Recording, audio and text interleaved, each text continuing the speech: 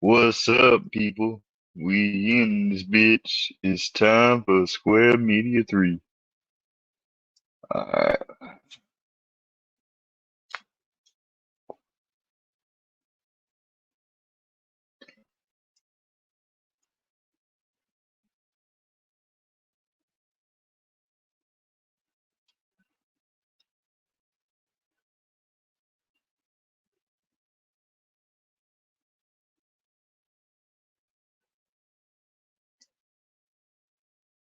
It was with my lawyer friend Zach.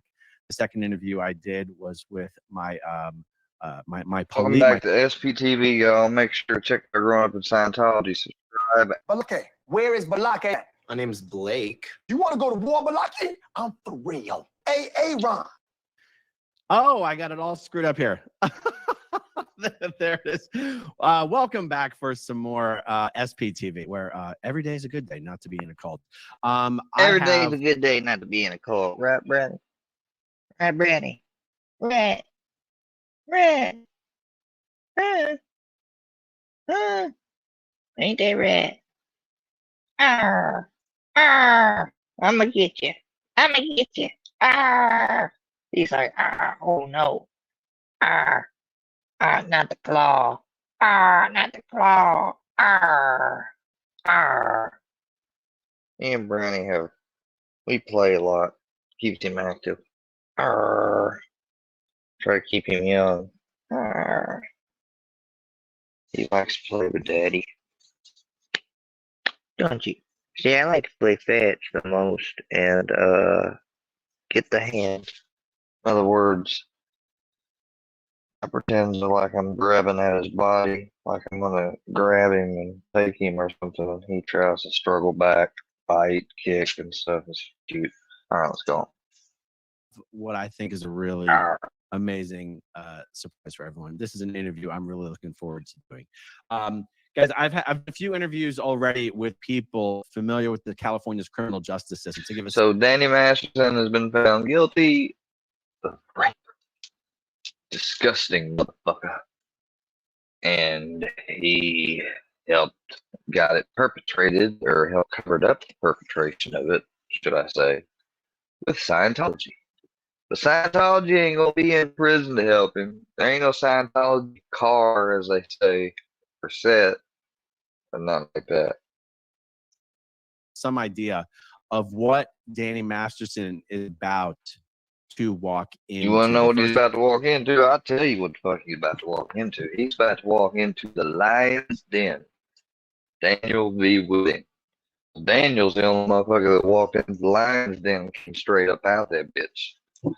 Now, he gonna get bled fucking dry. Is what's about to happen.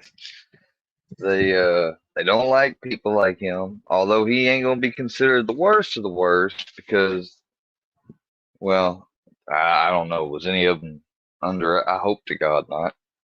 Peace be with the victims' families. But anyways, if any of them was underage, which I don't think so, then he'd be at the low. But he's still at a fucked up place, just right above the lowest of the low, because they don't like SOs. Nobody does. There's a reason we don't. This shit is gratuitous. It's more than that. It's fucked up. Interview I did was with my lawyer friend Zach. The second interview I did was he had all this money, all this power and influence and fame, and he was on the show. I mean, you're telling me he couldn't try to date the girl that played Donna or Miley Kunis, or, you know, he's married too. Like, that was another thing. I think his wife had like let out like a sobbing wail or cry whenever the verdict came out. Like, I mean, this has been one of those ones where they've kept the camera out because he had fucking Michael Jackson's lawyer, and not even Michael Jackson's lawyer could get him not guilty conviction. So the evidence must have been real strong. My former police chief friend John Poe.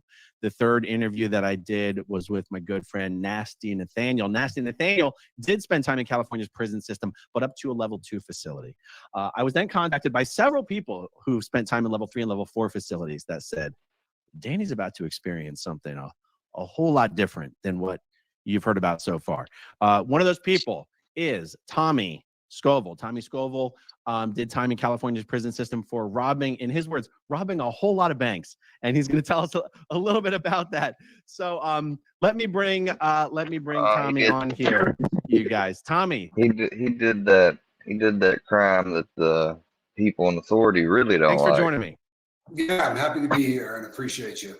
Let me show everyone real quick your YouTube channel called The Life Boat. What is your channel about?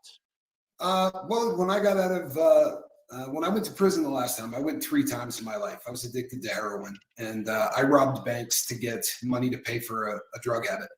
And when I went the last time, I got sober and really took advantage of the time that I was there, sort of turned my life around. And when I got out of prison, my brother and I are kind of well known because of the ability to eat really hot peppers. It's a kind of a dubious way to be well known, but I wanted to go in a different direction. So what it is twice a day we do basically a sobriety meeting, for lack of a better way to put it. And by the way, since you mentioned it real quick, I'm just showing your brother's YouTube channel. He's got quite a sizable channel called Chase the Heat. You guys could be twins, but I'm guessing he's a few years older than you.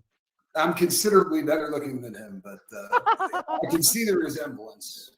All right, so you're Tommy, he's Johnny. That's his channel is Chase the Heat. Your channel is The Life Boat. Is this dedicated to recovery, like substance abuse recovery? Absolutely, 100%. That is what our channel does. It is not a 12-step program. It's we don't go that route, but it is a sobriety channel. So 5 a.m. and 5 p.m. on the Pacific Standard Time, we do a 1-hour live feed. Gives people an opportunity to meet other people in sobriety and set up a support group of people that don't get high. And so far, it's really been a landslide. Our numbers are incredible. Probably a little better than Narconon. Speaking of which, we were talking just privately yesterday, and you asked me, I won't say their names just for privacy purposes unless you want to. You said, do you happen to know? And you named 2 people who, when my wife and I were still in Scientology, were 2 of our closest friends. And, they're both OT8s now. And the fact that these worlds have this overlap is really weird because these are 2 people that you knew quite well. Right. So how many years did you spend in the California prison system and also the federal system? Yeah, I was in the federal system, but I was in the federal system in California. So there's a bit of a distinction, but I did time in the feds in probably 6 states. But when you cross into California, all of a sudden it's like you're no longer in the feds.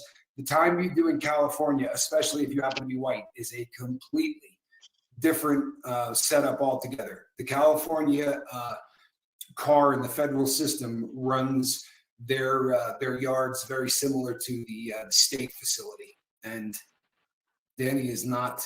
He's not going into a fun situation. A lot of people hear that someone like Danny will be in protective custody or sensitive need yards. And I think it's easier for people to assume that means Danny is safe. You explained an awful lot to me yesterday. I hope we have the opportunity to cover all that ground here. And by the way, we're doing this as a live interview. We're going to do this as a Q&A. Feel free to ask questions, and I'll bring them up as appropriate and as time allows. Yeah, so basically, when people hear PC, right, protective custody, you tend to think that they're going to be in this nice little cush place where there's a bunch of people watching them. And what people don't realize is if you happen to be what they call an SO, right, which is what he's just got convicted of. A sex offender, right? Correct. It's the second rung on the ladder, right? The lowest being doing that to a child. The next rung up is where he is at. So he's basically considered the scum of the earth. He gets sent to a PC yard, but there are killers on those yards. For instance, let's say you are a lieutenant in a gang. You're a high up, you've put in work, you've got bodies, you've literally killed people. And then all of a sudden there's a beef with you and the guy at the top. and over whatever, money, dope, but they kick you out of your particular gang. You're going to a special needs yard. So everybody that doesn't make the cut in the gangs end up on these yards. The days of, I heard in one of the interviews you did, and they were all good. They just, I have a slightly different take, I think. But in one of the interviews, the guy was talking about how all of these people who look at child porn have basically flooded the California system. There's nobody in the California system that looked at child porn. That's a federal offense. So if you go online and you look at any of that stuff, you're going to the feds. There is not a state that has been completely handed over lock, stock, and barrel to the federal government. And the reason being primarily because people do it online. So it crosses all state lines and whatever. But the California system is notoriously vicious. And my experience, when I was in the feds, we saw a lot of famous people come through. The cop that made one of his wives disappear, and then they exhumed the other one. His name was Drew Peterson. He was a cop from Chicago, Illinois. They pulled him out of the state system because he was in jail with people he put in jail. Not a great setup. So they put him in the feds, and that cat walked normal yards, but there wasn't a day that went by that he didn't get beat on. I mean, not a day. And they continued to do it basically until they had to remove him from the federal system and put him back into a different state where they're not telling anybody exactly where. It's like witness relocation for a convict almost. But my experience is this, Aaron. He's going to be paying rent when he gets to a yard, depending on who the shot caller is, because each yard has somebody that's running that particular yard, right? They do answer to somebody above them, but anything that happens on that yard, that's their opportunity to call the shots. They may just decide to hit him instantly. We don't want him on this yard, whatever. The other option is people are going to go up to him and say, here's the way it is. If you want to stay here, you're going to be paying rent to him, and me. And that's not done in stamps. That's people that say, I'm going to give you my girlfriend or my wife's information, and your people are going to send money street to street, or we're going to take you out. And it's one of those unique situations where you can't go tell them. I mean, if you go tell the next place you go, you're going to get whacked before you even get a chance. They don't put up very kindly to people who tell, especially once they're inside the system. But the PC thing, it's not what people think it is. There are a ton of gang dropouts. I mean, a ton. Every single day, there are more people in the system that get into a beef with their fellow gang members, and now they need to go to one of those yards. Those yards are filled with killers. That's the truth. So could someone like Danny get in there and go, okay, my best shot at having protection in here is to join a gang? Well, no, he has absolutely no chance whatsoever to join a gang. There are no, SO gangs. If you're a sex offender, there's no gang anywhere that's taking you. I mean, at all. There's no chance of that. What he can do, I mean, and it's kind of funny because he's a Scientologist, because there are people who go in and say, I'm going to ride with, Muslims. I'm going to be with them, and that's it. That's my car, and you hang out with them and nobody but them, and you can't eat it at the table with your normal car and all of that stuff. But seeing as he's, a Scientologist, I don't see him going and becoming part of the Muslim Brotherhood. So I don't see any way out for him other than paying rent. And they will just bleed his family dry. They're going to get to a point where his loved ones are going to have to make a decision. Do we continue to pay these people, right? Do we risk calling the cops? Because if they call up and say, this is the person I'm sending the money to on the street, I mean, that's a death sentence. I promise you bad things would happen on the inside. They will bleed that guy dry. I mean, I watched it happen in the federal system constantly. There were some really high profile people that went to the feds. And if you've got cash, I remember sitting on a yard and people were talking about TI, and everyone was going, good Lord, send him to this yard. You know what I mean? Send him to this yard. Now, we wouldn't have been able to do anything because he's not in our car, right? He's a different race. What does car mean? What does car mean? The white car, right? That would be everybody that is a solid white boy. But what So does car mean though? it is a term that is used behind the wall that basically just means one of two things. Everybody from where you're from. So if you're on a very big yard, the Salt Lake car might hang out on one table, and then you've got the Vegas car that might hang out at another table. It is just the people that you run with on a daily basis. However, the bigger car is you are a white guy, and if the ship ever hits the sand, they expect you to be there for the cause. Now, that's whether you believe in any of their politics or any of that. You got to be ready to go. Key point that I hadn't hear anybody else talk about: when you get to a real yard, like a level 4 yard, you get to that yard instantly. As soon as you walk in the door, we need to see your paperwork, and they're going to back it up anyway. They're going to get the paperwork. They're going to look at it. Then they're going to go get on a phone and they're going to do Pacer. And they're going to call up somebody and they're going to run through an app called Pacer, which is not just going to cover the crime that they're on, but it's going to cover every crime in every state they've ever had anything to do with. And if any of it's dirty, then that person is not going to be staying on that yard. And very often they're either going to leave with the crap kicked out of them, hit in the head with a lock and a sock, or stabbed. I mean, these are Tommy, Good. why are they doing that? Why are they looking into the background of people who come in to make sure that they want them on the yard? Okay, so let's say your crime brings you 25 years. You are stuck in a city this big for 25 years. And you're looking around 9 out of 10 times. The reason you're in there is because somebody else testified against you, right? Somebody rolled. Almost in every case, there is somebody that told on you. So you don't want to be on a yard with somebody that screwed over that guy or that guy, because if they did it to one person, I guarantee they'll do it to another. They don't want rats on the yard. And more importantly, they do not want sex offenders of any kind on the yard, because they're bad people. You know what I mean? Here's the thing, Aaron. Let's say you snapped and you killed somebody. It's a horrendous thing to do. But the average human being can go, I can see that. The guy came home and he caught his wife with a younger guy and he freaked out and he killed him or whatever. It doesn't make sense. It's a bad idea, but it makes sense to me. You happen to have a part on a hit TV show, right? You got all kinds of money. You own your own nightclub. Everything in life is perfect, and you need to drug girls in order to have your way with them. There is nobody on any yard that's going to go, okay, yeah, I can see that, right? That makes sense. It doesn't make sense to anybody. And if you're going to be stuck there, and to be really honest, I think a lot of it too is just that this is their life. You become very, very bored, and that whole, they call it politics. The term politics in prison means, honestly, about how racist the yard is and how much they push the line on things like white boys have to do mandatory workouts, or your mattress has to be rolled up during the day, because they don't want anybody napping in case there's a riot. They want to make sure everybody is there and ready to go. It's really kind of barbaric stuff.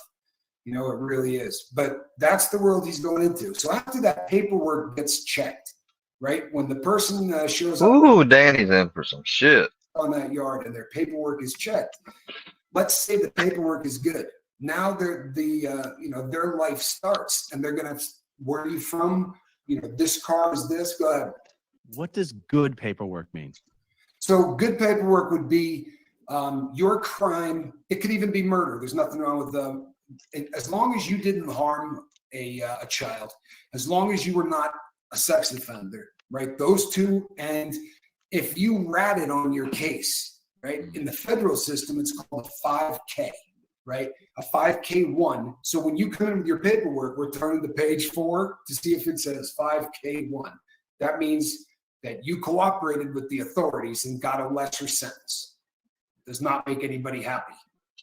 That's a rat, and they don't like rats in the system. So they do everything they can to make sure that those people are gone. The crazy thing is that even if he's going to a special needs yard, the gang dropouts on that yard, they're not going to be real happy to have a high profile sex offender on their yard. And everybody but everybody is going to want to be the guy that got him. Do you remember Jared from Subway? Mm-hmm. Okay, I was in the federal system when Jared from Subway came in. Now, he was not on the yard I was on because he was sent to a special needs yard. But That guy got his first beatdown happened at Oklahoma at Con Air. He wasn't even in the prison system yet, and he had already gotten beat up. And they were shipping him all over the country because everybody wants to get out of prison and say, I punched that dude out. I knocked him smooth unconscious. You know, Danny is going to be a high-profile person that everybody wants to hurt. You mentioned to me yesterday this concept of putting in the work.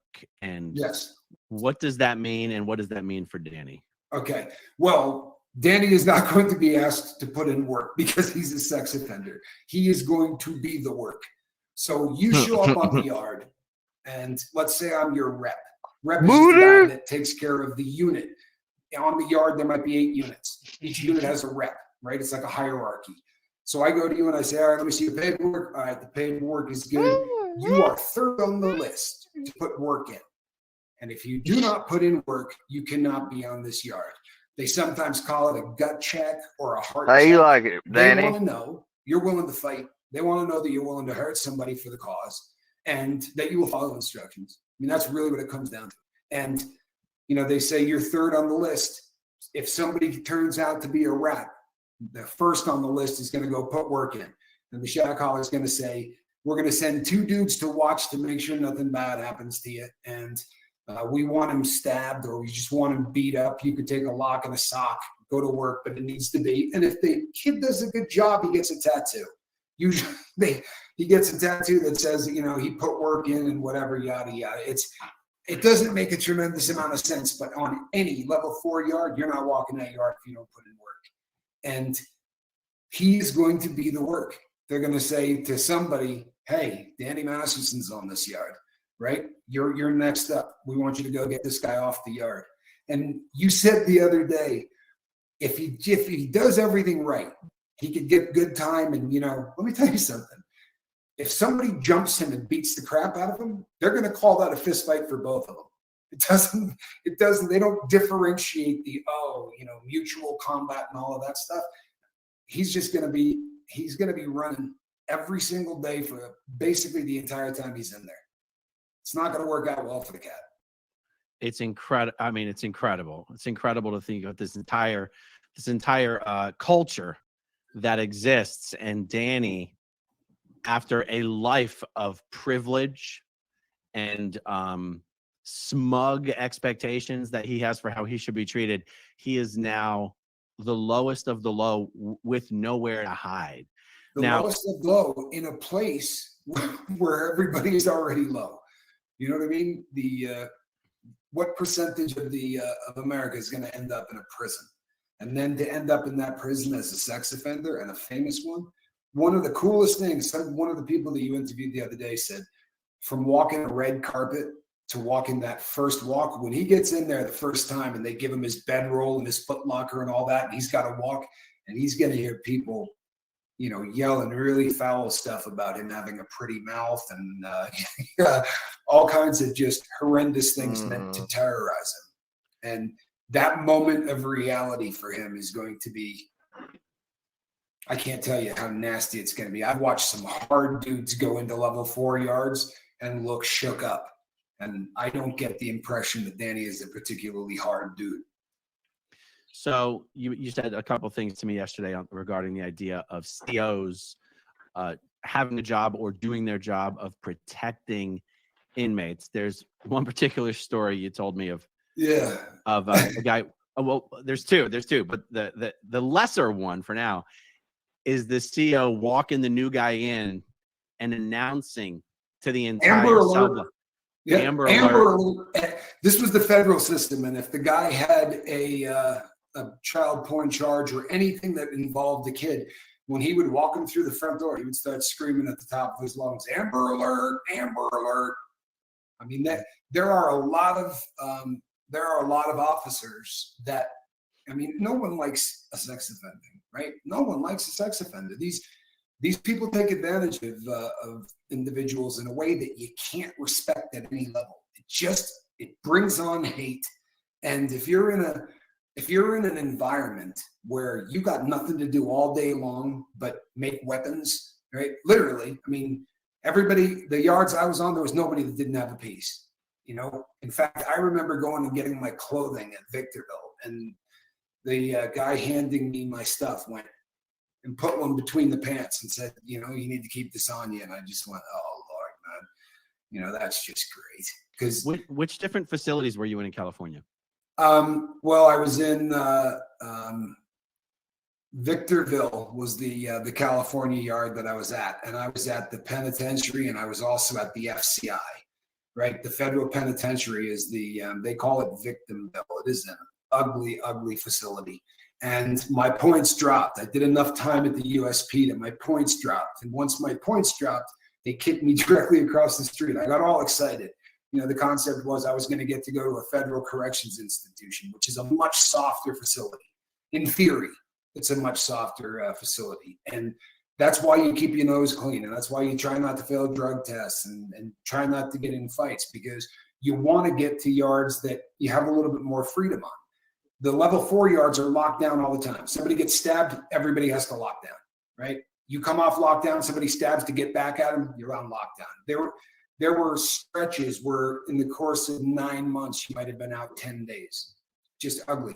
But me thinking I'm all happy, packing up my clothes, thinking maybe I'm going to get to go to one of these 120 yards somewhere in a nice part of the country. And they literally put me in a van and drive me across the street to Victorville FCI, which when I got to it was worse than the USP.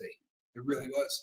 There was a guy that cut the warden while I was there. We ended up on a lockdown for about 3 to 4 months behind that. But cut him through a 3-piece suit, took like 70 staples. Really, really ugly. The level of hate, when he steps foot onto this yard, I'm telling you, it's going to sound really sick and twisted, but there's not much I wouldn't do to see the look on his face when the reality sinks in. You know what I mean? He's going to be, I think, in my opinion, you have a better chance of getting protected in a county jail. Once you get to a prison yard, right? A county jail is like you're moving your way through. There are people who are going to live on the yard he gets put on for the rest of their life. That's their home. That's their city. It's frightening, right? But that's the truth. You get a 55-year sentence. This is his home. Trust me, that guy ain't getting out of jail. Because what's going to happen is, I promise you're going to see a lot more cases start coming out. And you were asking the other day, do you think that they'll bring charges? They will bring charges. They're going to bring charges. Because number one, it's justice for the victims. They have a right to see him get punished for, and the other thing, for what he did. And the other thing is, God forbid they overturn a sentence, right? They throw out one of them, and 15 years later, he's able to walk, out the front door because one got overturned on appeal, and they had a chance to charge him on 4 other crimes that they didn't. No chance in hell. They're going to charge him for every one of those things. Right. You're talking about whether prosecutors would, even though he's already in prison, prosecute him for new victims that come forward. You're saying, hell yes, they will. Oh yeah, they're going to. I promise you, they're going to. Why is it? You mentioned earlier that the only chance he would have to join either a gang or a group that might provide protection is to convert to Islam. Why is that? Because it's the only religion that I saw in the prison system that would take anybody in, because their philosophy is anything you did before you handed your life over to Allah, that's all in the past, and it's all forgiven and it's all forgotten. So you see a lot of guys come in the front door and instantly start screaming, where's the Muslim car? But that's instant. That from that point on, that's where you eat, that's where you hang out. Those are the people that you can live with. It really is going to change how you do your time. But as high profile as he is as a Scientologist, I don't see him joining up with the Muslim folks. You might have just answered a question I was going to ask, which is, if celebrities are such high targets and if sex offenders are such high targets, how did someone like Mike Tyson make it through his time? Is it because he converted to Islam inside? Well, the other thing is this: in different states and for different races, there is a different philosophy about sex offenders within different races. And I'm not trying to get political and bust on anybody or anything else, but California white boys are probably the most savage people in the entire world when it comes to taking care of sex offenders. He picked the wrong state to be a white sex offender It's just they really run a tight line. And Mike Tyson is probably a little bit better equipped to take care of himself, right? If I had to fight one of the two of them, I think I'd like to fight two Dannys before I would, take on Mr. Tyson. Wow. So I'm assuming it's going to come as a surprise to others, just because it came as such a surprise to me, that even the Aryan Nation gang in the prisons wouldn't even consider letting Danny join them for protection. Is that what you're saying? There's no prison gang on the planet that is going to take that man in. The sex offenders, it's called NC status. You heard that before? NC status? You got nothing coming, right? You got nothing coming. When he comes walking out and he's got his pillow and his bedroll and all of that, if he gets to his cell with his pillow, I'll be shocked. There are going to be people that just treat that dude like a doormat and do whatever they want. He gets on the phone to go call his wife. People will walk up, hang up the phone, and go beat it. And you're on NC status. You got nothing coming, right? Nothing. That's just how it works. So I got sent. The last prison that I went to was in Oregon, Sheridan, Oregon. And they call it Paradise, right? Because it is as close to freedom as you're going to get in a federal prison. It is soft. I mean, really soft. But that was the first one that I had been on where they had sex offenders. And when you show up, they say to you, there are guys here that have bad paperwork.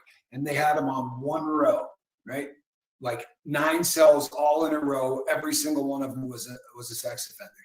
And they warn you, I had 4 months left, right? I just had to do 4 months. But I ended my prison career by doing that 4 months. Like if I went back to the feds right now, I'd be in deep doo-doo for not taking one of those guys out on that yard. So would everybody else that I was there with. But interestingly, they ate standing up. They were not allowed to sit down. So 3 meals a day, these guys would stand up there with their trays.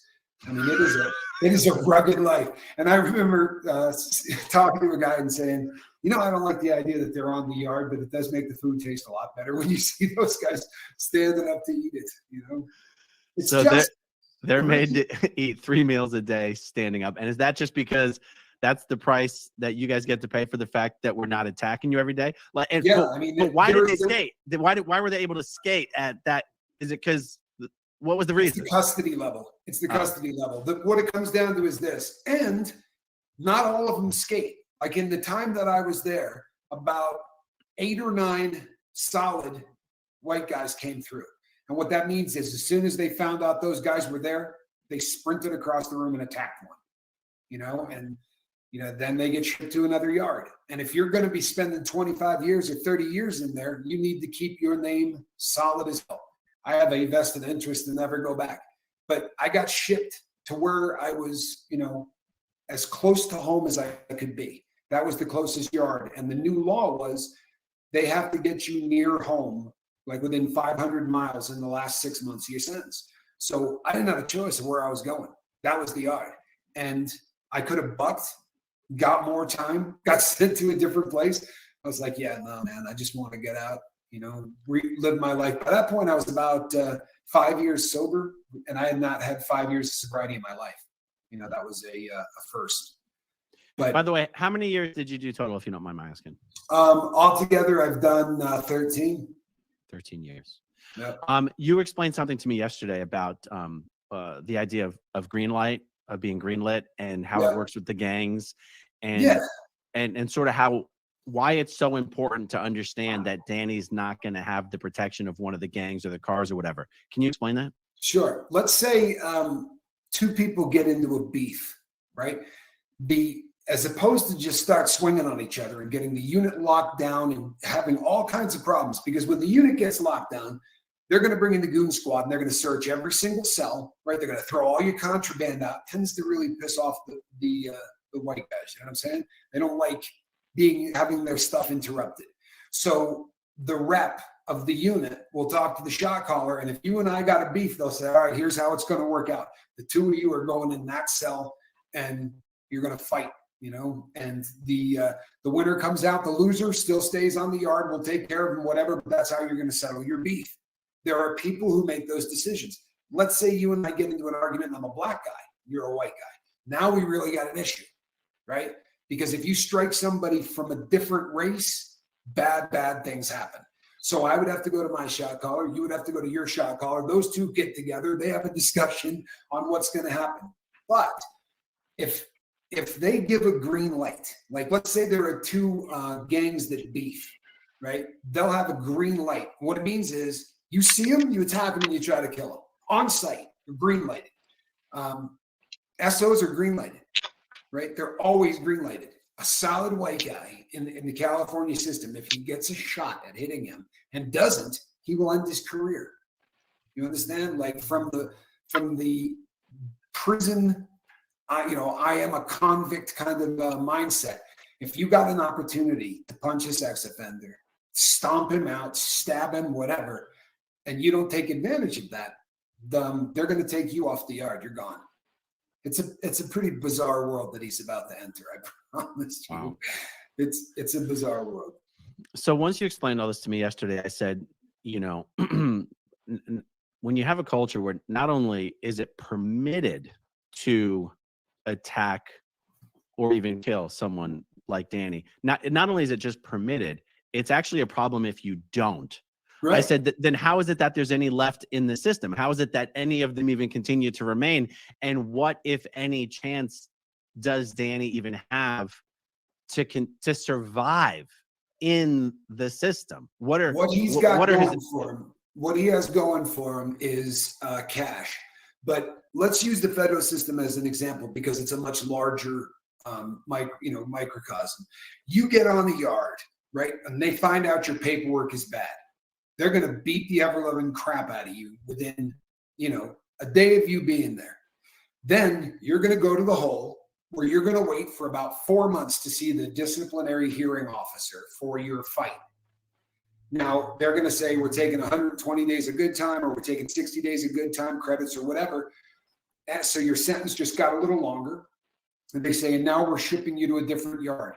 That person waits in the hole for probably 8 to 9 months to catch the train to the next spot.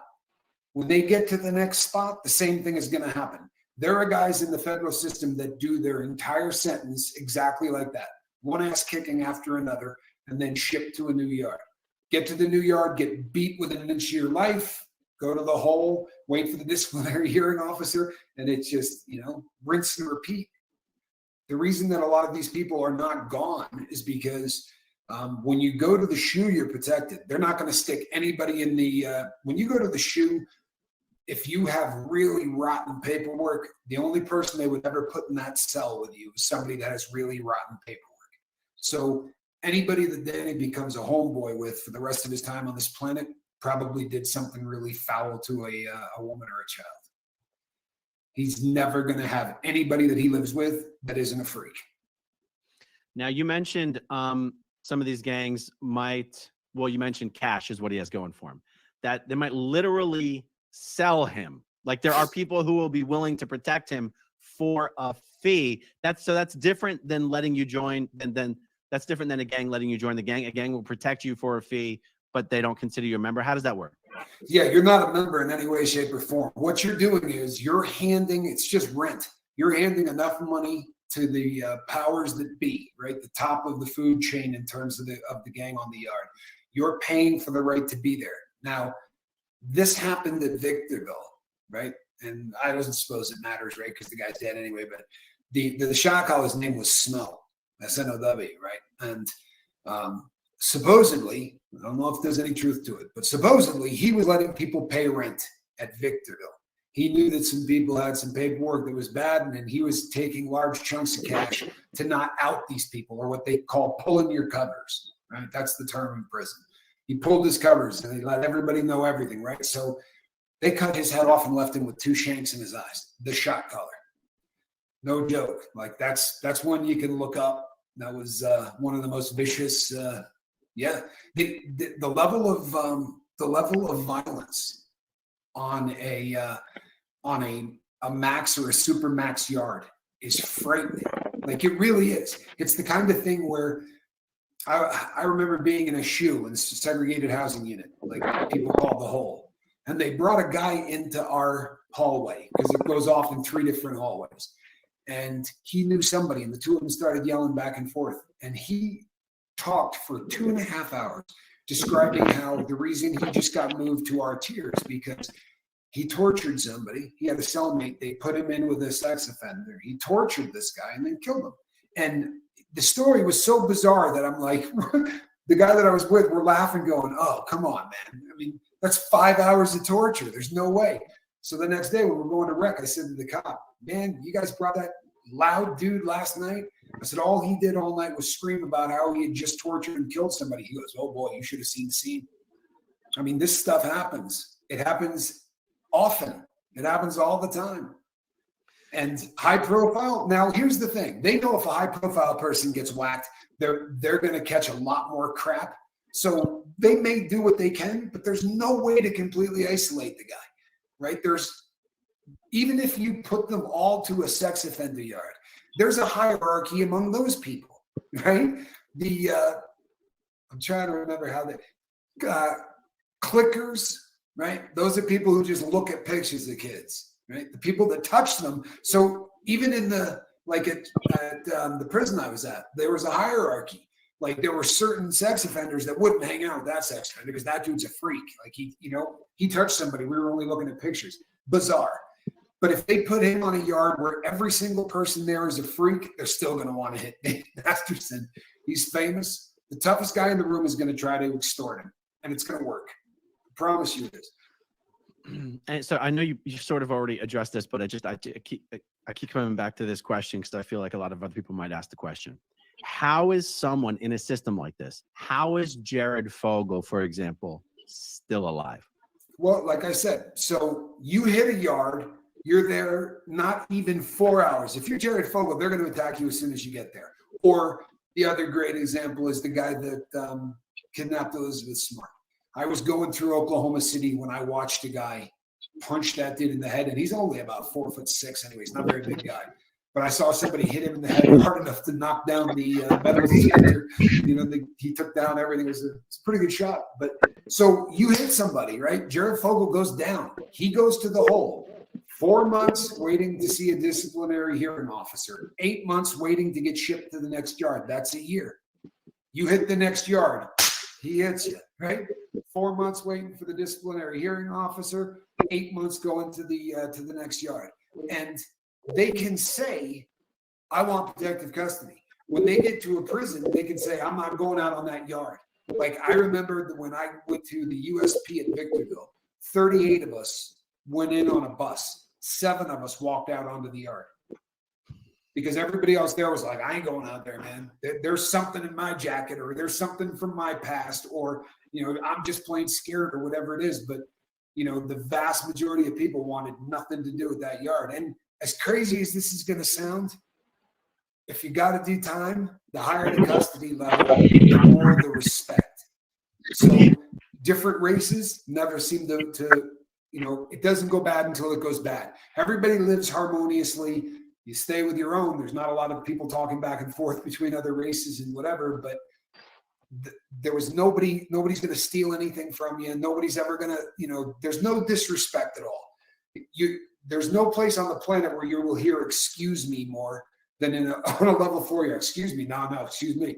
Everybody wants to, you show a level of respect to every single person in there because that if that person's on a level 4 yard, they either had a really twisted crime, like they did something heavy, or they're psycho, they're a stone cold killer. Because there are guys that come into prison with really low yard points.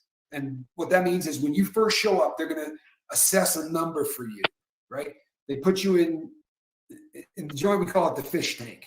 But what it is intake, right? So you go to an intake unit, and then you're going to do a medical, you're going to do a psych, you're going to see all of these different people.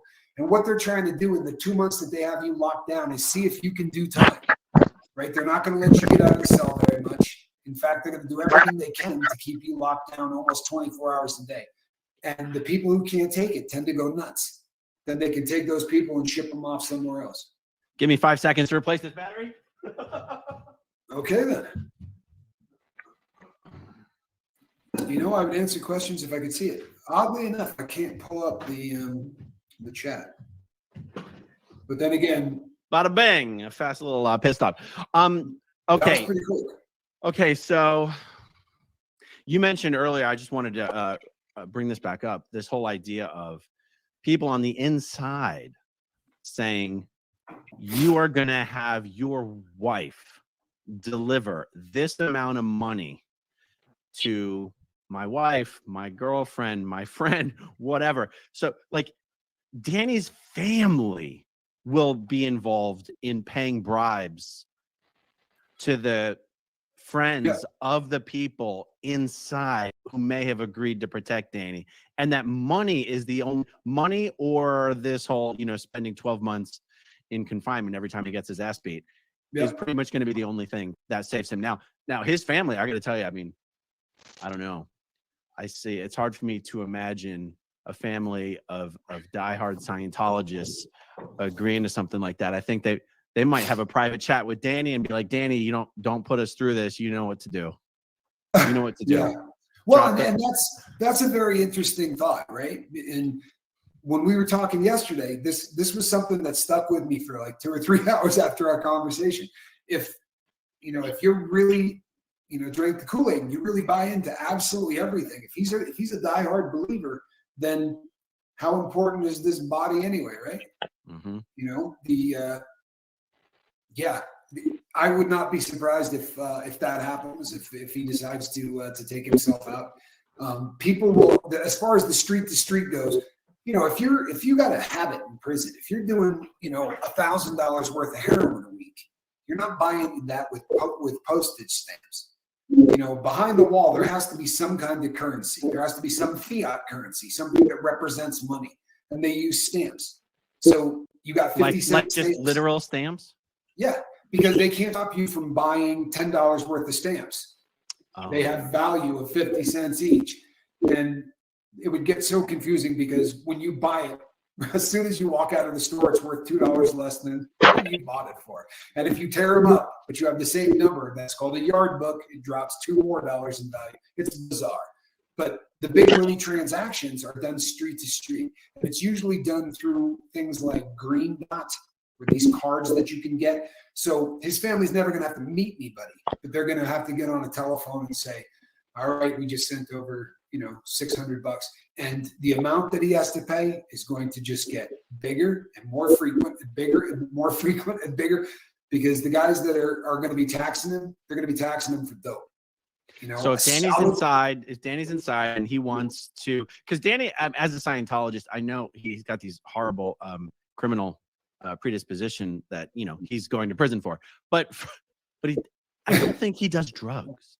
But if I were Danny and I was on the inside and I didn't know how to live with my new reality, I could very easily see Danny using substances to live in an alternate reality. So if Danny needs to buy substances from Bubba, and Bubba says that'll be $1,000, Danny doesn't come up with $1,000. Danny has someone on the outside. That's what you mean when you say street to street. He has someone on the street pay someone else on the street, and then somehow that goes back to the other guy, back to Bubba.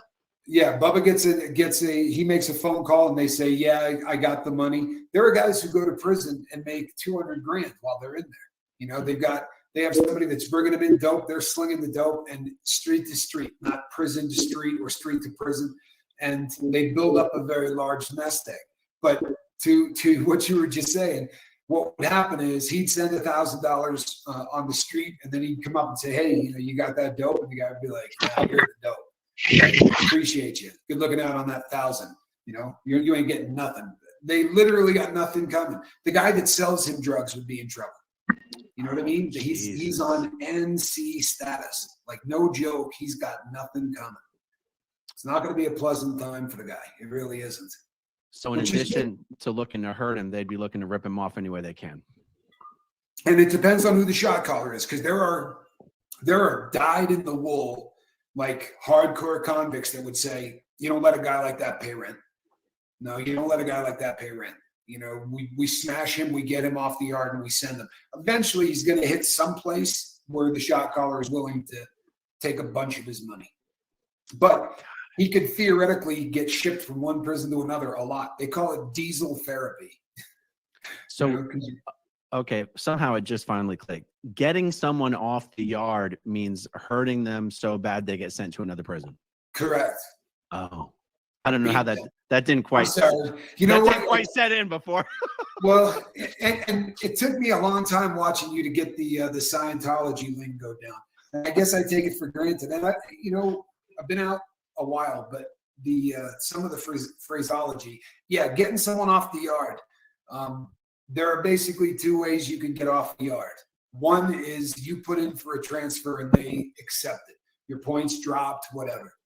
The other way is, a dishonorable way to leave the yard. You check in. That means you go up and say, you got to protect me. That's called checking in. And in the federal system, if you check in once, you're done. You can't go, oh, it was a mistake. I'm never going to do that again. You got to give me a second chance. It doesn't work like that. If you ever ask for protective custody, you're done for the rest of your time. Wow. But if you get your ass kicked and you didn't do anything, that's an honorable thing. There's nothing wrong with losing a fight, right? They don't view the loser of a fist fight as somebody that deserves any kind of derision. It's there's always a winner and a loser. No. Usually, like in the federal system, we would get that guy into a cell and take care of him until all the bruising went away. That means we got to cook for him because he can't go to the chow home. We got to keep him hidden so that the cops don't get a real good look at his eye, or his face or whatever. Sometimes people have to get stitches and all kinds of other stuff that try to fly under the radar. Something tells me that Danny's first instinct is going to be to go and check in. Oh yeah, I don't think he's going to try to man up. I'd be really surprised if he does. But one way or the other, eventually he's going to get to a point where they say, no, you're going out to this yard. I can't imagine they'd let him do 50 years. And I promise you, I would be willing to bet you my watch collection that this boy's about to pick up more time. Right. Guaranteed. He's not done. If he gets another one, isn't that a third straight Cali? I think it is. He's got two right now, doesn't he? Mm-hmm. One more. Yeah, if they can get him for one more, he's doing life anyway. Oh, one other thing. Actually, two other things. The gamma hydroxybutyrate, right, or gamma hydroxybutyric acid. That's what that lowlife was using, apparently, to knock people out. The term roofie tends to get, it's used ubiquitously like Kleenexes, right? That would be a Kleenex. We all call it Kleenex or a Xerox copy. But roofies have been gone for a real long time. They're very difficult to get in the U.S. What he was using was GHB, a bathtub version of it. That stuff was invented in 1920 to knock people out for surgery. There is no use for that stuff that's legit. He's an absolute lowlife. And during the time that he was doing this, there was a floor stripper that was readily available on the internet. You could buy it. And some wise chemist figured out that a very simple recipe with that floor stripper and 3 other ingredients, and you could make gamma hydroxybutyrate. And it was virtually everywhere. It's ugly substance, really, really ugly substance. And the other thing was this. People have speculated that if he does X number of years and he's over the age of 50 or he's over the age of 60, that they're going to reduce. That doesn't happen with sex offenders, right? Any of those cool programs, whether, in the feds of the states, any of those cool programs will never apply to him. Their biggest fear is that they're going to let a sex offender out and he's going to go and reoffend, and the politicians are all going to not get elected. Violent offenders, I don't know, but sex offenders, no, they got nothing coming. You're not getting that, the good time credits. You're not getting any of that stuff. Right. On the subject of they'd be more COs, the correctional officers, they'd be more apt to let somebody go through a program or get a special pass who did robbery with a deadly weapon or assault and robbery, before they would a sex offender. And I understand why. Being complicit in harming people like Danny. What was the story you told me about the Con Air thing that you were involved? You saw it. Yeah, that was the cat that hit the guy that kidnapped Elizabeth Smart. All of us wanted to hit this guy, but I remember that, dude. I was young and I was in California on vacation with my grandparents on my mom's side when that shit happened. Get off the plane, you're in an airport, just like you would any other plane, right? The thing comes out to the side of the plane and you walk down your gangplank, except you got cuffs and you're shuffling and you're instantly in a prison. It's a high rise and they're doing the intake for everybody. And, you know, everyone's looking at this guy. Like every single person in the building is looking at this guy. And You pretend to be some religious fucking, yeah. maybe 10 minutes, 15 minutes, you know, went by. And finally, one guy just runs, I mean, a dead sprint, and punches this dude. And it's not like regular fights. In prison, you want to hit somebody as many times as you can before you get tackled. So it usually looks like somebody sawing wood, right? I mean, they're just punching the crap out of him. But they had knocked down the metal detector. It was absolutely epic.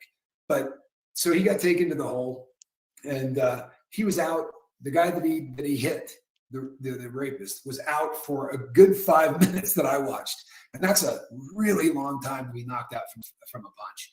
You know, normally it's just your lights go out and you wake right back up. But when I got on Con Air, I remember how many days it was, but that cat came and sat down directly next to me, right? And I said to him, boy, you know what? I respect the hell out of you hitting that dude.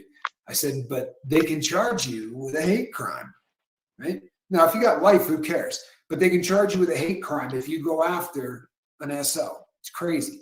It's a law that they tried to put into place because it is so rampant that people just attack them that they're doing anything they can to try to keep them safer. And I said to him, but man, you ain't worried about catching a charge? That could be 6 more years on your sentence. And he said, I swear to you, he said, the CO told me, you're in Oklahoma, brother. He said, whatever you do here, I will bury that paperwork. You're going to be on your next yard tomorrow. I don't care what you do to this cat. You ain't getting charged for it. So he let him have it. The guy that I told you who yelled, Amber Alert, he came in one day and said, I got a Sangene 1 battery radio. Probably doesn't mean anything to anybody that's just listening to me. But anyone that's done time knows that a Sangene 1 battery radio is the you use less batteries, way less batteries. And that those earbuds are in your ears 24 hours a day. It's how you watch TV. It's how you do anything.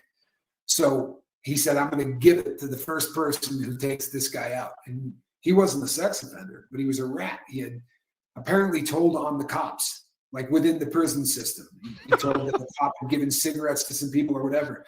And I actually got that Sangene. I wanted that damn radio, man. I really wanted that radio. But yeah, the COs are no one is really looking forward to protecting somebody that did that to a woman. They're just not. You know That's what I thought was. I mean, everything you've said has been very poignant, but the idea that even the COs do not want to be complicit in protecting someone like Danny Masterson. I think that's what people need to. And they'll talk trash to him. I mean, they don't pretend to be friendly or anything else. You know what I mean? At least in the federal system. I mean, they would let people have it. You know, they're so close to. And if you're listening to the sound of my voice and you're a CO, I apologize. But the difference between a convict and a CO is sometimes a hair. They have their code of ethics. We have our code of ethics. I watched 2 COs in the federal system take their stuff off, go into an office and beat the crap out of each other on shift while we all just look through the window like, damn, there's something you don't see every day, you know? But yeah, I promise you, I'll ring you up when the first news hits because it's going to be fast. You're going to hear that something bad happened to Danny and you're going to hear it quickly.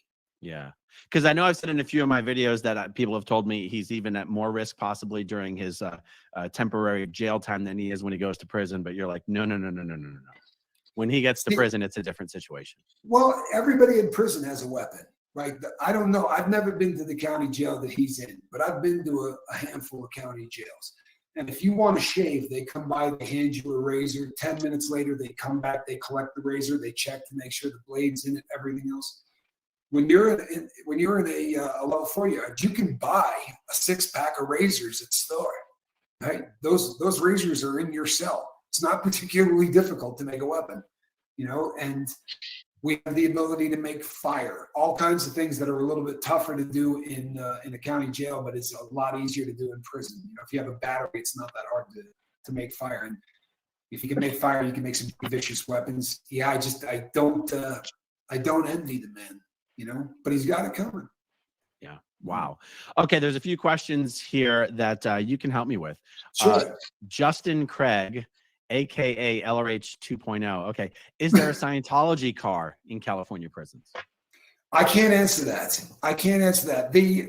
I never once ran into a Scientologist the entire time I was in the federal system. Not one. I doubt it. Because they call out, the religious services. So they'll say, all of the Muslims, and then they'll come out, it's over a loudspeaker. All, the Christians and the Baptists and the Catholics, Satanists, that gets called out. The Asatru, Damn. a lot of white boys are worshiping Odin, but I never heard Scientology get mentioned. Wow. All right, Ken's channel. Thanks, Tommy, for the insight. Are you related to Wilbur Scoville, creator of Scoville Pepper Heat Scale, or coincidence? Or is that not your real last name? No, neither my brother or I were born Scovilles, but we piggybacked off of Wilbur because of his great scale. When we started eating these things, people said that a Carolina Reaper would kill you. That there was not somebody that there wasn't even a possible thing, and I think I've seen my brother eat 46 of them at a sitting, so we just had a slightly different tolerance or wow, ability to talk while fucking insane. Wow. Denver Steve-O, there's something interesting about a guy who spoke a very specific and confusing cult language asking another guy from a different cultic language to slow down and explain. That's a great comment. All right, well, I guess the algorithm probably won't know what this is talking about. Will Danny be holding someone's pocket? Will his stuff get pushed in? What does holding someone's pocket mean? What it means is he going to be the possession of somebody, right? Yeah, you're literally tethered to the dude, and obviously the other reference he made. This is the only chance that I see of that happening to him, right? There are two ways that could happen.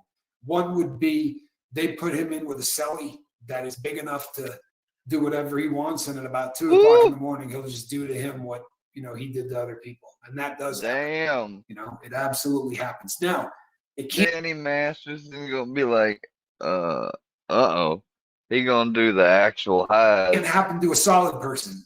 If you did that to somebody, in a solid individual with good paperwork, you're dead. You're literally going to be killed for that. But it's completely different. In fact, they have a very vile term for it. They will allow that to be done to a sex offender. The other option is if he sends money and then eventually they say, that's it, we're not sending any more cash, they will literally sell. They call it boofing. And they can sell them to a different race. They can sell them to whatever. And at that point, yeah. We sell Danny Masterson to the Chinaman. Hi. If you get sold, there will be some stuff getting pushed in. An apple and a sock, the Victorville ball gag. Wow. I'm skipping some of these comments, you guys. This is a family program. Not really. Okay, Pat Short, question. How do they find out if the paperwork? Isn't that something only the guards have? Go gag him so that way when he can't scream in the cell and wake the guards because he's gonna go, what? No! Because when I tell you what, when they put just a little bit of that petroleum jelly, they probably are very, very they don't use it too much, and they just lube just a little bit up. They go, ooh! Say that one more time. Push it up in there. The last part of it. Isn't that something only the guards have? Oh, no, absolutely not. Deserve it, motherfucker. When you get there, you go and see your counselor, and the first thing your counselor does is print off. If they don't give you your entire case, why I can laugh at they it. will give you your judgment of commitment. So that's enough. If somebody has done any time at all, I can look at a judgment of commitment and tell you if you're no good. We can base it on what the charge is and how much time you got. if you got a charge that, like if Danny had, got caught with cocaine, but he got 4 years, and you go, wait a second, this carries 20 years. Why'd you get 4? How many people did you tell on? And then number 5 on that judgment of commitment says, does this person have to register as a sex offender when they get out? And if that box is checked, they can't walk the yard.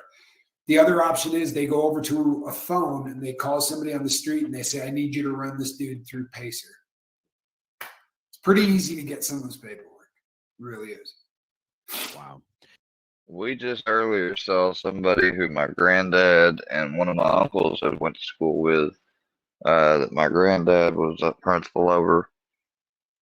And he had got in trouble because he had a girlfriend that lied about her age, one of those, close in age, but still he was above age and she wasn't type thing.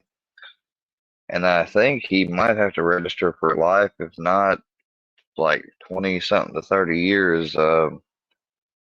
He's registered and everything, but he has a good job and all, but I mean, every time I always see him, it seems like he's just working, and like stays to himself. I don't know, but I mean, he seems like a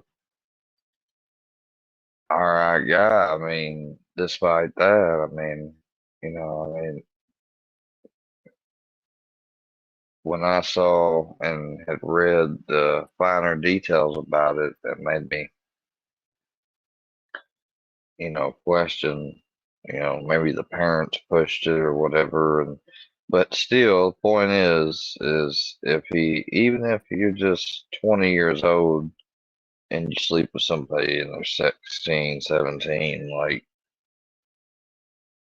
that counts. I mean, so I mean, and, there's a lot of people out there that, don't feel like they deserve to be on there, that are right on the border and cuss area, and it's kind of a thing. But I mean, in prison, they don't care. Okay, Elizabeth Marino says, I grew up white and privileged in Los Angeles. Danny Masterson won't relate to anyone. Prison lingo is another language. And this guy is, black and athletic, played football, always got along with his family, with my granddad. Was a year or two younger than my uncle, but still, yeah, we've known him forever.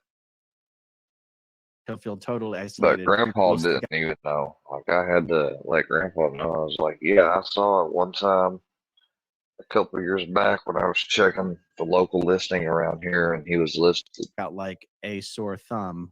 I'm an ex-junkie too. All right. Hey, God bless you. That's boy, I love hearing that. I really do.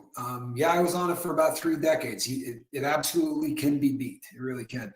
But I have churched up the prison lingo. Yep.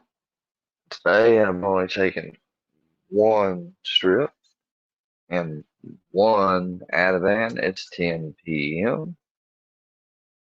Something tells me I'm going to succeed.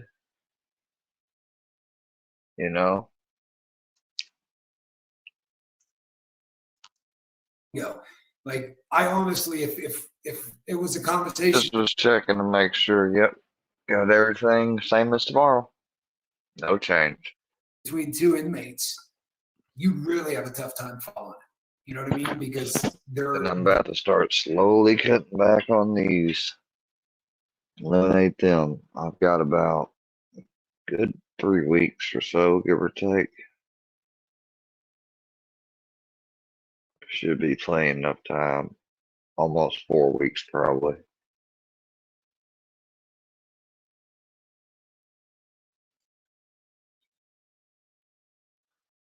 Well, what do y'all think about old Danny boy? He's fucked up for what he did to those women.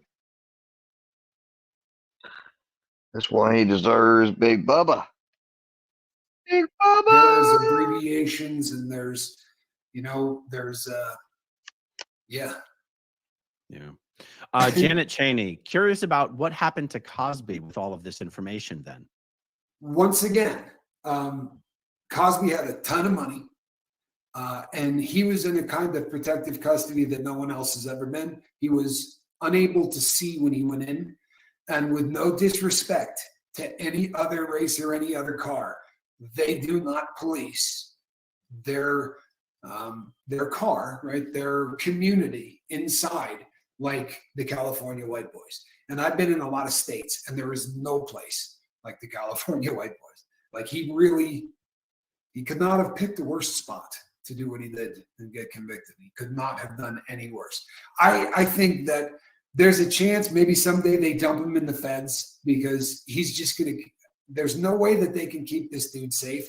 And sometimes they'll tap out and move him to, the federal system. And they've got ways of protecting people in the feds. If you're really super high profile, they got a place called the Cheese Factory because it's full of high profile rats. But it can only handle about 70 people. Isn't that funny? It's the Cheese Factory. The thing is, Danny Masterson just isn't that high profile. I mean, he is. But he is to the fellas. Oh, I promise you, they're going like this right now. They're going to bring that dude here, man. Bring that dude here. Wow. All right, Calico26. What is visitation like? Can he still see his daughter? She's the only one of his family I feel sorry for. Yeah, you know what? That's a really legit thing to say because you got to feel bad for the kids. You can have contact visits, and usually they'll let you get a kiss when you first get there and a kiss when the person leaves. It's how a lot of stuff gets passed, into the prison system. You kiss somebody, you swallow a balloon full of dope, and then you take it back out whatever way that you can, either the same way it went in or the other way. And that's how a lot of contraband gets there. But yes, he will have an opportunity to visit. Now that, if you get in trouble, if somebody beats him up and he gets sent to the special housing unit, he will not have contact visits. He will be able to see the family, but it'll be through glass and they'll be on a phone. Once you're in the shoe, there are no contact visits. And I have a feeling that cat's going to spend a lot of time in the shoe. Wow. Chin head PK Neely. As a retired CCO, states have their own sex offender prisons. He may be transferred to another state for supervision. What's a CCO? What does the C stand for? Because it's correction officer, but I don't know what the C stands for. Okay, so it might be a typo, perhaps. Okay. Or county corrections officer? California Maybe. corrections officer, maybe. Perhaps. All right. Either way, we get the idea. Yeah. Okay, F.I. Crispin or Phi Crispin or Fee Crispin. You want to see something hilarious? Ask Tommy if he likes Vegemite. Trust me. Yeah. Good to see you, Lady Fiona. Glad that you're here. Do you like Vegemite, Tommy? Here's the thing. I do ridiculous stunts to bring people into the lifeboat, and they've been trying to get. I can't do Vegemite. Like I've eaten some really foul stuff, Sistroming, and but Vegemite for whatever reason just is really, really awful. Boy. All right, Roxanne Wins says, what if someone takes a plea deal to drop an SA charge of a minor and only take the murder charge? Do people still know they are sex offenders like Raul Meza in Austin in 1982? Great question. So let me see if I get this right. If he pled to the murder, they dropped the sexual assault. Yeah, there's no way in hell they wouldn't know it. The nice thing about Pacer, right? The Pacer gives you an opportunity to see every single. So let's say we have a doubt. You come in and you hand us the paperwork, but something doesn't smell right? We'll say, all right, we need your docket sheet. And what that's going to do is it's going to put a list of every single time Danny showed up in court, what was done that day. So you're going to see on the docket sheet, changed plea, to this, the sexual assault dropped off. Oh, the boys are going to know, there's no getting away from it. These days, there's just no running and hiding. There really isn't. Wow. All right, Nancy Stitchin. Danny would do well to watch your videos on what he should expect in the upcoming days. Except he's already in jail. He ain't watching videos unless do they have any internet access? Any Netflix? No, I don't see them. I don't see them getting now. When he gets in there, he can have cable in his cell. But it's basic cable. You know, he'll probably catch his show on reruns if they still decide to show it. Yeah. Wow. All right. Ryan says, given all this info that he's so screwed, won't Danny be much more inclined to rat and turn on Scientology once he or his family sees this video? What would ratting on Scientology do for him at this point? Yeah, that's a legit question. It's not going to get him out of any trouble that he's in. You know, like he's honestly, you know what would get that dude out of trouble? A bed sheet tied correctly. You know what I mean? Like that's his. You know, if he is watching, that's your play, brother. You know, do the world a favor, lean in and take one for the team. Yikes! I mean, that opens up an interesting line of conversation that you and I were having yesterday, where I explained to you. Someone very with a long history with the Masterson family explained to me. This person was inside.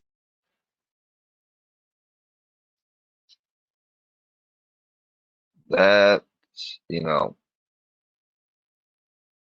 normally if someone were to say that, just like some of these people on the internet have said towards me and stuff, or other people, it's fucked up.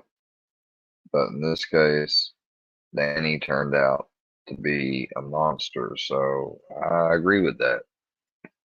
Scientology. I'm just not naming them just to be.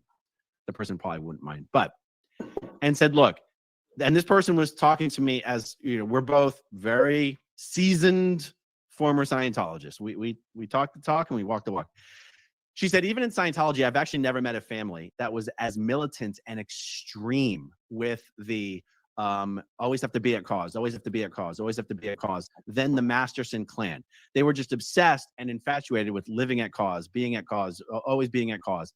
And that even Danny Masterson's best friend, Brighton Goss, had been diagnosed with like a degenerative heart condition and was dying, and refused the heart transplant because he said he just couldn't manage to live with himself not being able to be at cause or live at cause. Now, a normal Scientologist would think that being at cause would just be getting the heart transplant and continuing to live.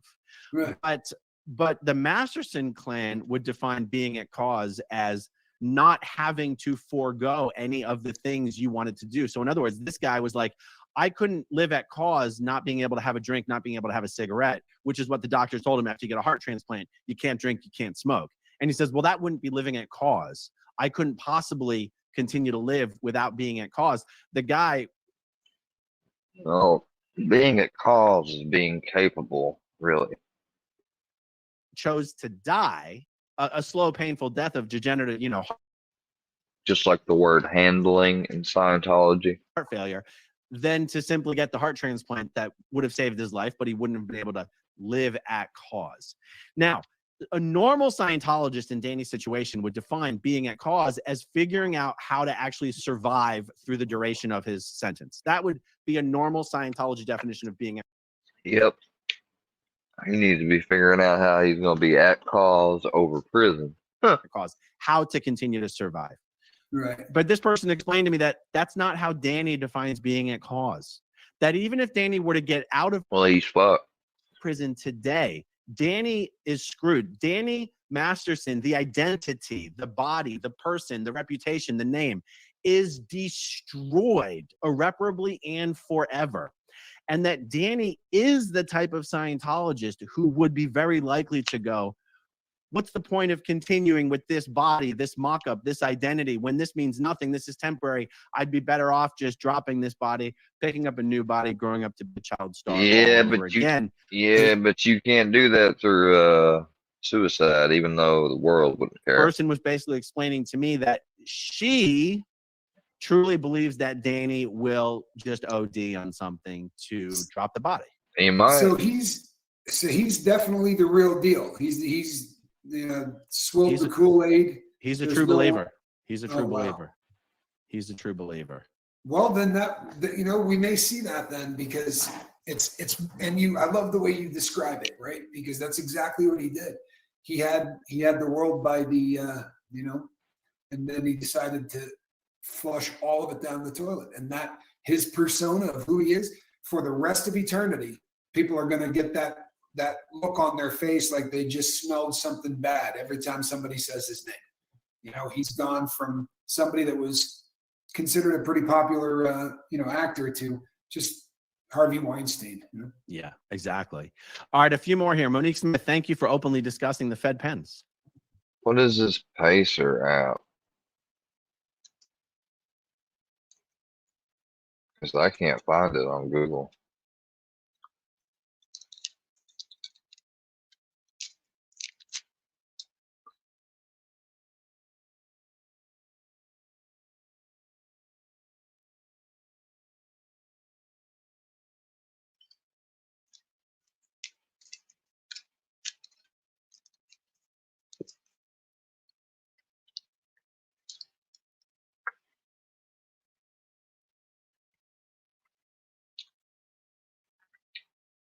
It said there was an app.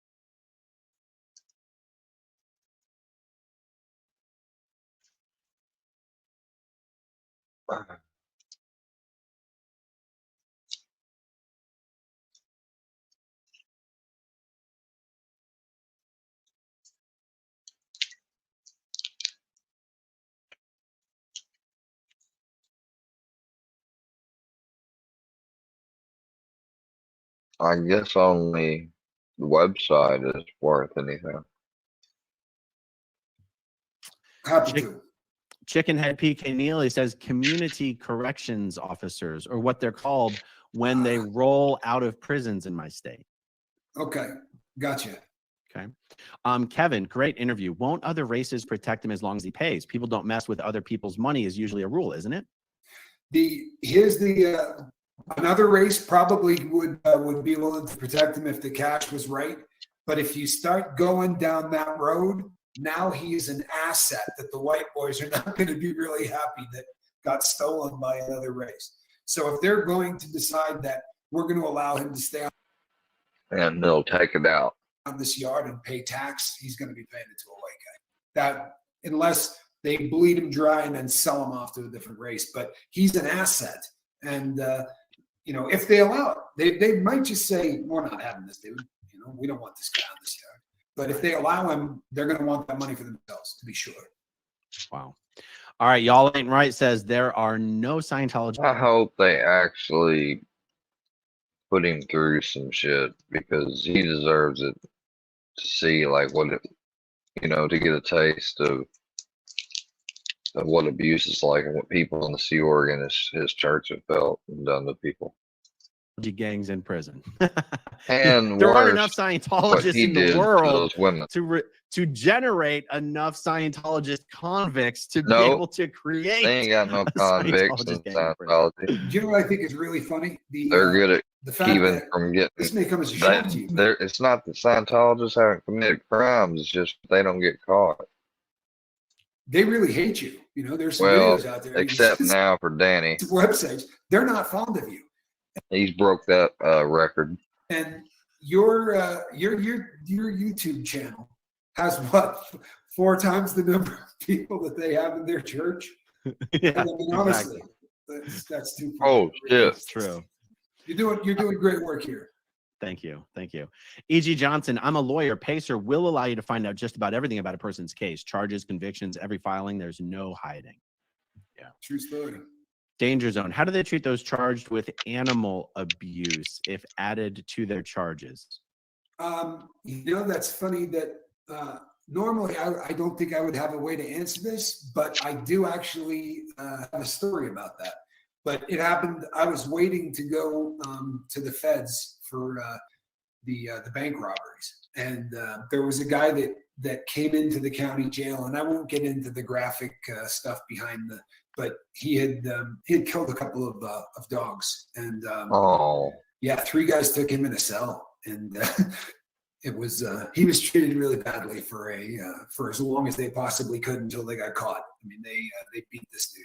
You know, if you hurt something that the only reason you were able to do it is because you're bigger or you're stronger, or no one has any respect for that. You know what I mean? You should be like the convict code is that women and kids. No, you don't do anything bad to women and kids, and animals would fall directly into that.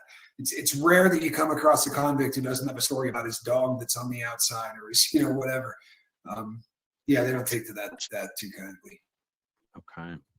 Eric Robinson, is suicide rate higher in Scientology? Eric, I can't say for sure, but I'm going to leave it at that for now. I can't say for sure. Andy Fabulous, will the sisters try and pass him around as punishment? That's fine. We've discussed this. Yeah. Mac D, the sisters. t-shirt idea. D equals NC squared. Oh shit! I like that. Oh my god. T-shirt idea. D equals G squared.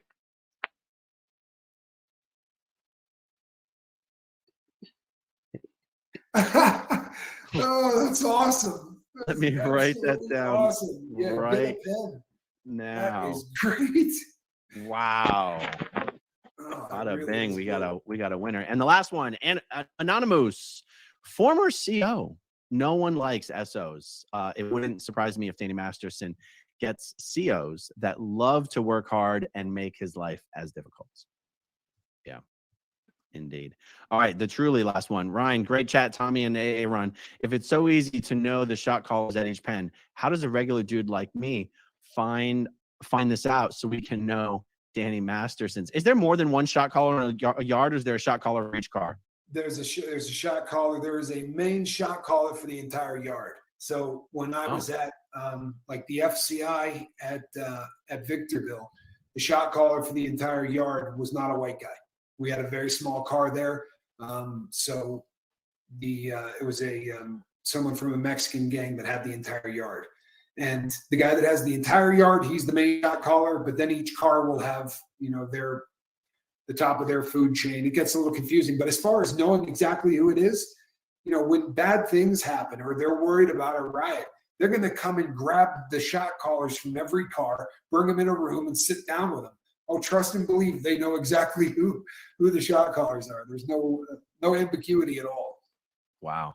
All right, truly the last one. Lori Plays, as a retired LEO, makes my heart swell to see someone with your history who's turned his life around and is doing such great work. God bless you. It's just such a nice thing to say. I really appreciate that. And so with that, let me show everyone one more time Tommy's YouTube channel, The Life Boat, at The Life Boat. Can't miss it. Just check it out, guys. I might check that him out.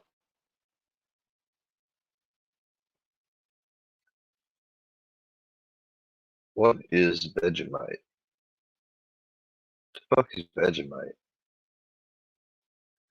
Vegemite. Let's try Vegemite. It's a popular yeast spread from Australia, and you either love it or hate it. It kind of smells like a bakery. A hint of chocolate? Or I think maybe just because it kind of looks like chocolate, I'm just assuming it smells like chocolate. Let's grab some butter. I don't know. It tastes like somebody made a spread out of bread, and then I'm spreading that bread spread on more bread. It's like extra bread. It's a bit salty. It's okay. Let's try Vegemite. The fuck is Vegemite made of?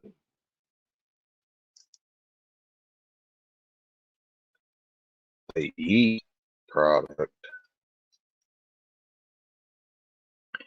Brewer's yeast, extracts of onion, malt, and celery.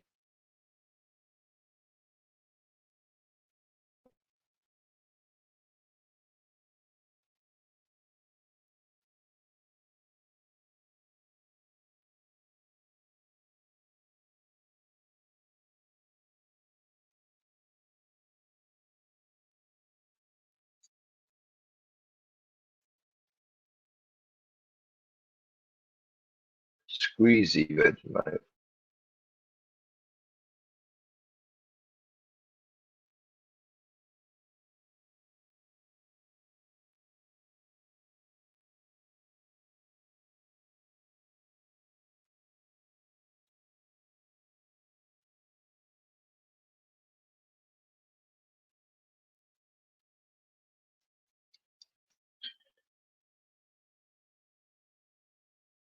Wow. So it's supposed to be good for you. B vitamins for vitality. Made since 1923. Started saying I think I remember hearing about that shit from what was it? I Love Lucy that did the Vegemite commercial famously. Something like that.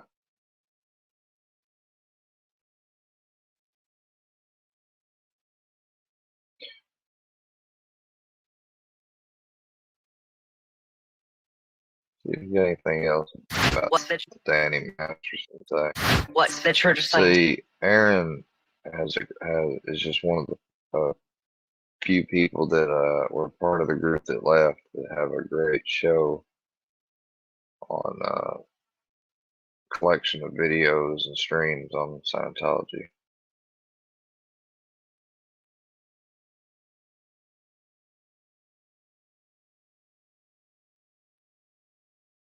Let's look at David Miscavige's only TV interview. You've heard about Dianetics, the #1 self-help bestseller. And see that volcano you see? They tell you about going clear, and the whole time you're looking at that book and that cover of the volcano and the movies that show it and stuff. And later on in OT3, they say volcano is a reference to the event of OT3. See how it all ties together? L. Ron Hubbard. You've seen the commercials.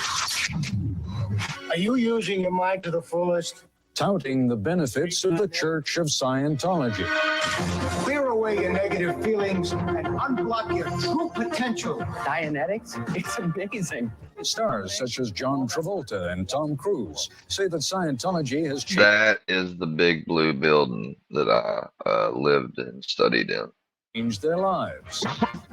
But critics charge fraud, that the Church of Scientology is nothing but a scam to take millions from unsuspecting believers.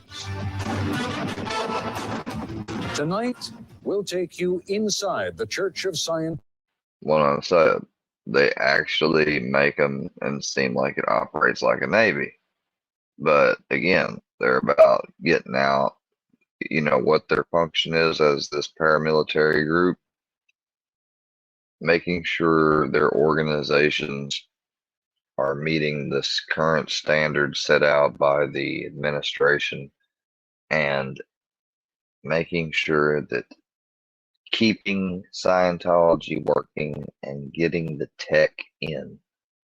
Scientology, as we bring you the first ever interview with David Miscavige, the head of the church.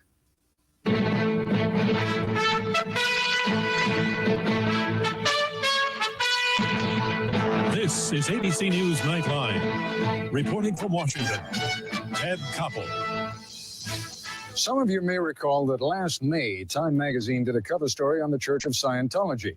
To say that the leaders of that church did not like the story would be a case of wretched understatement. As you will hear in a moment from my colleague Forrest Sawyer, the Scientologists launched a multi-million-dollar campaign to counter the impact of that Time story. It was during that general period and in that context that we got in touch with the man who now runs the church, David Miscavige, to discuss his appearance on Nightline. The process has taken 9 months. Mr. Miscavige tells us that he has never done an interview before. And I think it's also fair to say that he and the men and women who run the Scientology organization are somewhat leery of the media.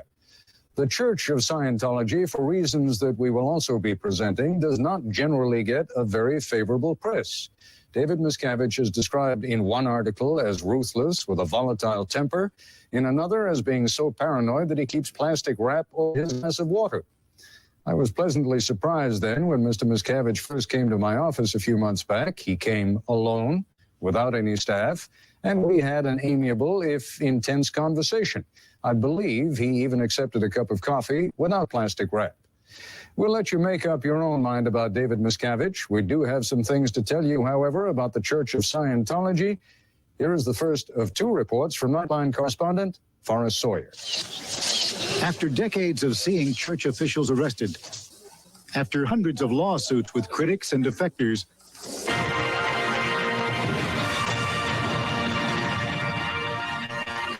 the Scientology business is Yeah. What other religion opens up a opening of property like that? now booming.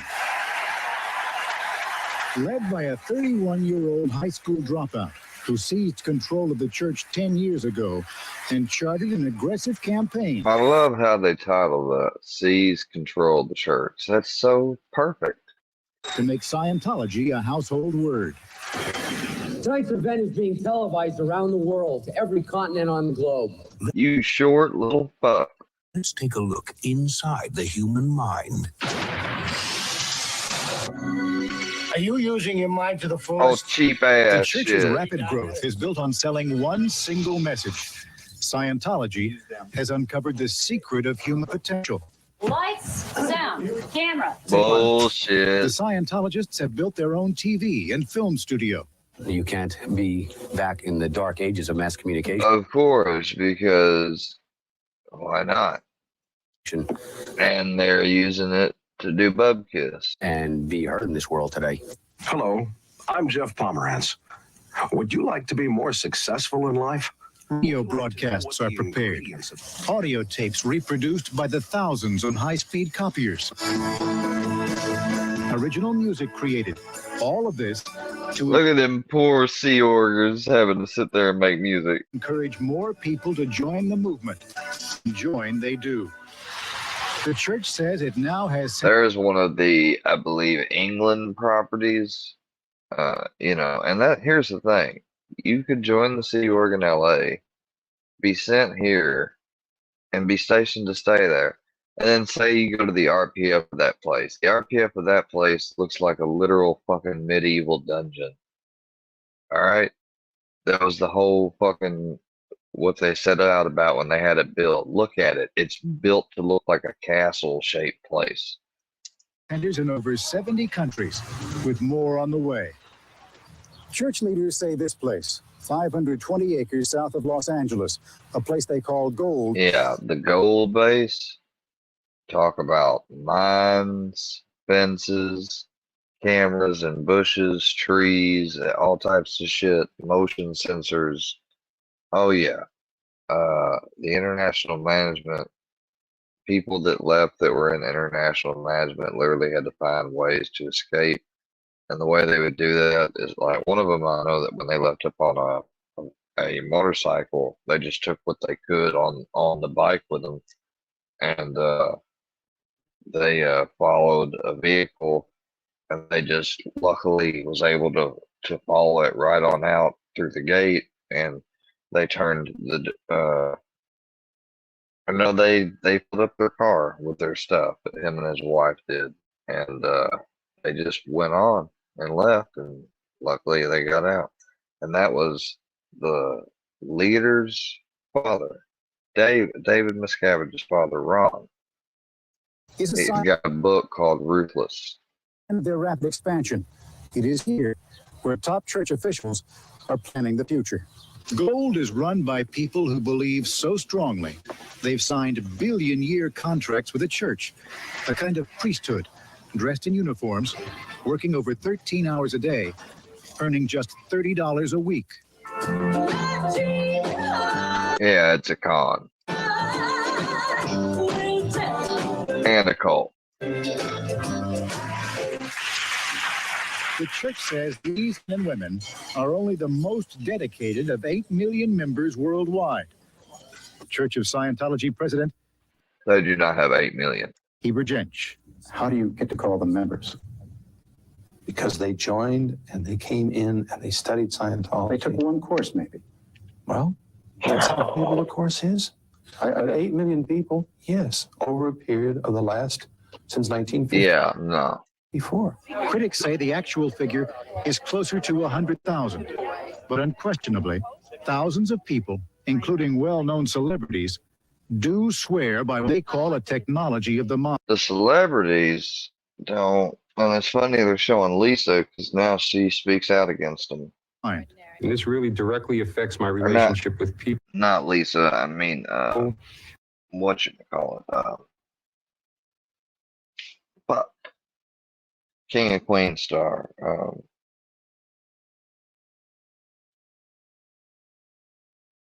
I can't think of her name. That girl from Brooklyn.